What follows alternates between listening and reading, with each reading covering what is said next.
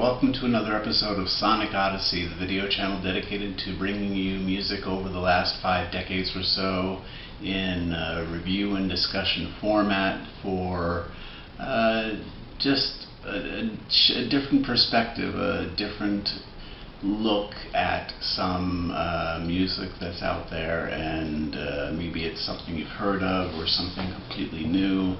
Hopefully you'll open your doors and open your hearts to those things which are new and interesting. But before we get into today's musical selection, let me ask you to like, share, and subscribe to the video channel. You can like and share just below the video. There's a little thumbs up icon, and next to that, below there is a subscribe button.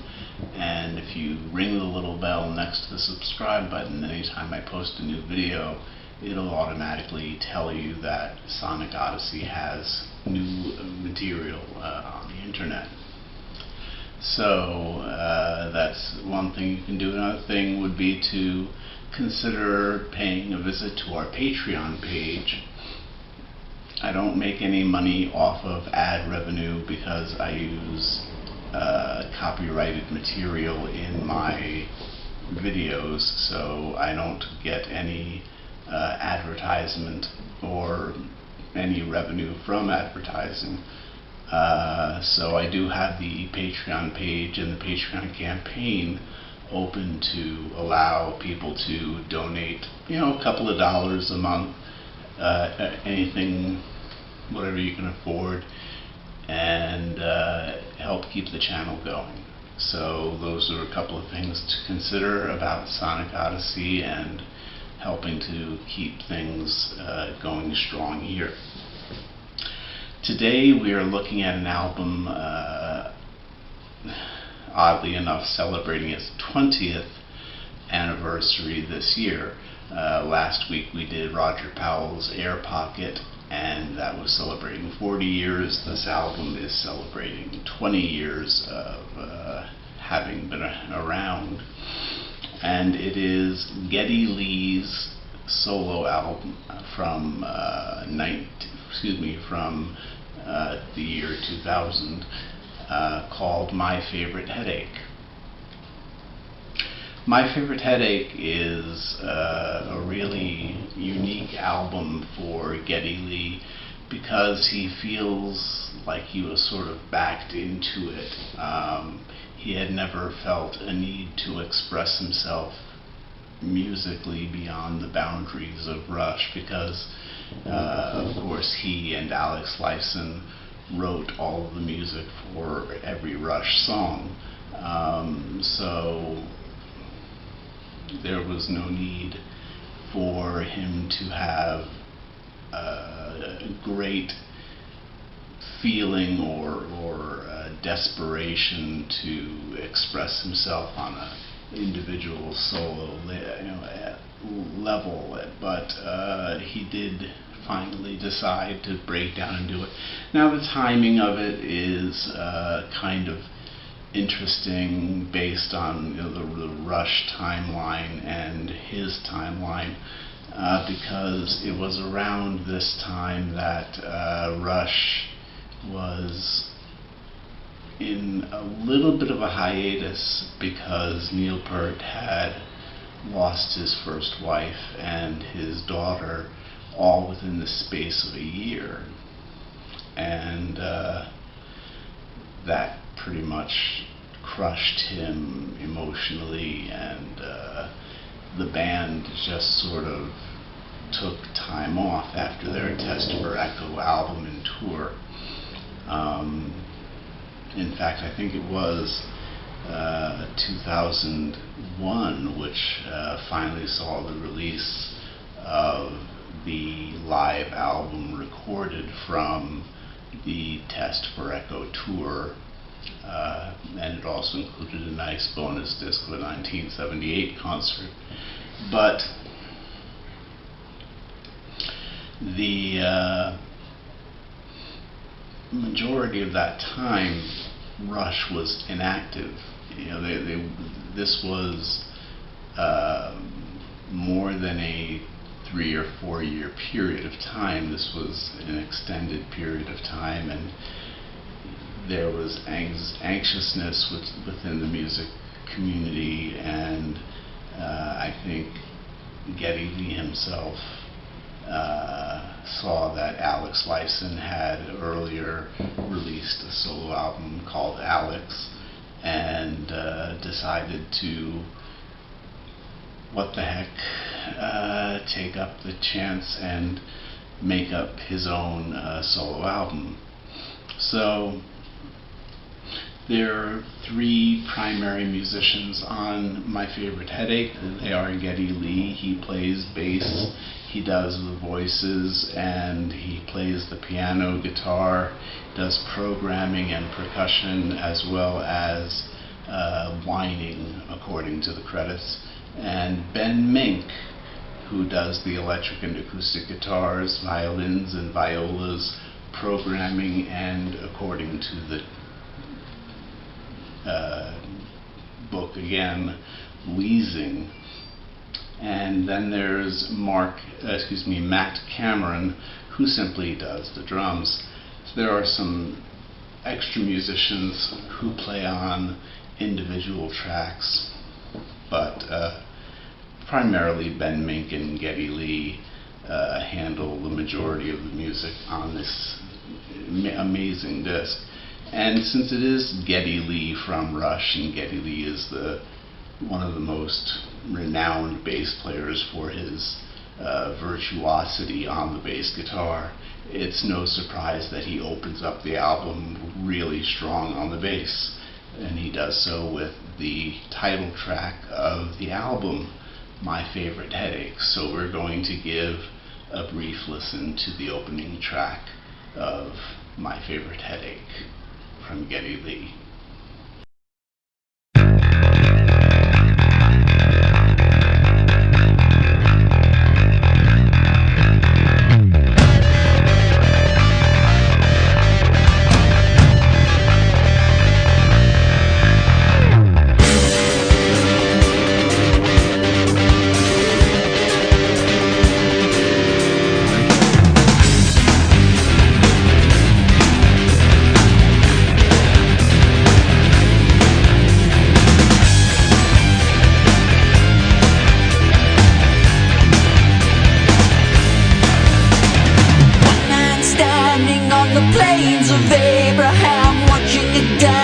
Sunrise. One man standing near the edge of a quiet breakdown. Geddy Lee wastes no time in this album opening straight up and declaring, if you think you were coming to get a bass album from me and that's what you were looking for, well, that's what you're going to get, and you're going to get it in spades. The heaviness and profundity of the bass is very strong, very prevalent, but so is the guitar work. The guitar work is, again, from both Geddy himself and from Ben Mink, and they do a really great job of layering and producing and mixing together all these different tracks. My Favorite Headache is a really good example of a bit of the airiness, the lightness that accompanies most of the songs of the album. It is humorous in spots, such as Working It Perfect, spelled with a K, and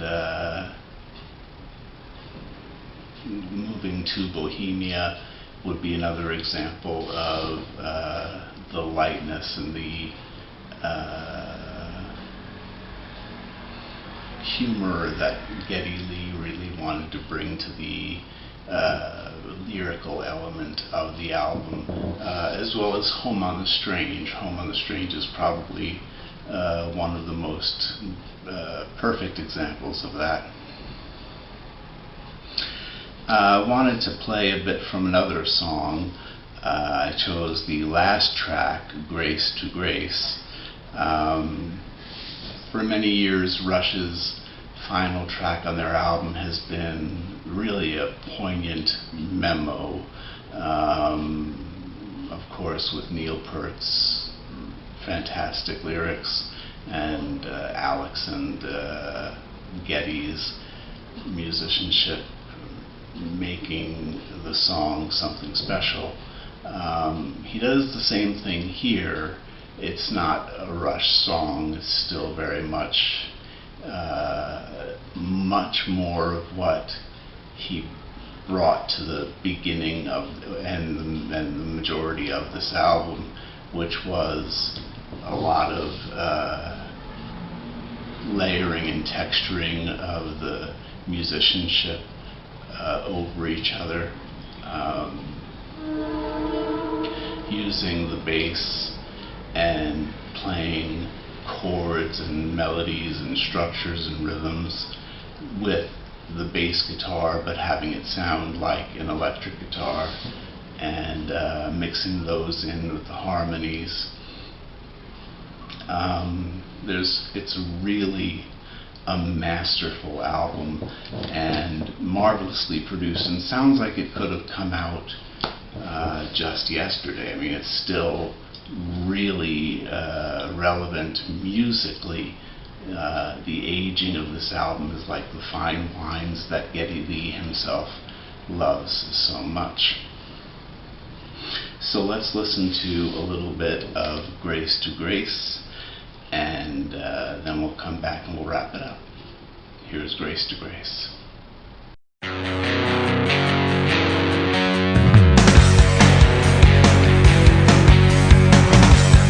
100,000 years, 100,000 miles of track, 100,000 tears, 100,000 souls you can't give back. When the dark subsides and eternity goes by, on the fault line between then and now, when the truth hides and eternity goes by, on the fault line between then and now. Grace to Grace does a good job of bringing together the warmth and maturity of his songwriting abilities with this wish, this belief that everything goes from moment to moment and grace to grace. It's a really beautiful song, and also a great strong ending to a brilliant solo album, which I would definitely give 4.5 out of 5 stars to. It is a masterpiece of bass playing and guitar work, and the production is so nice. It's so, if you're a Rush fan, I probably would put the production value in the same area as Roll the Bones or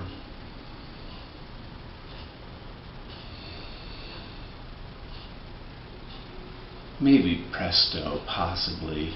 It's not as raw as Counterparts, but it definitely has an intensity to the production and energy that is marvelous to listen to. So this is me signing off after this rather long video. Thank you for bearing with me and enjoying the video, I hope. So please remember to like, share, and subscribe, and check out the Patreon page and consider becoming a patron of our channel. It's a really simple thing to sign up for, and When you think about it, barely something you notice. Just a couple of bucks a month, anything will do. Thank you very much for watching, and until next time, bye.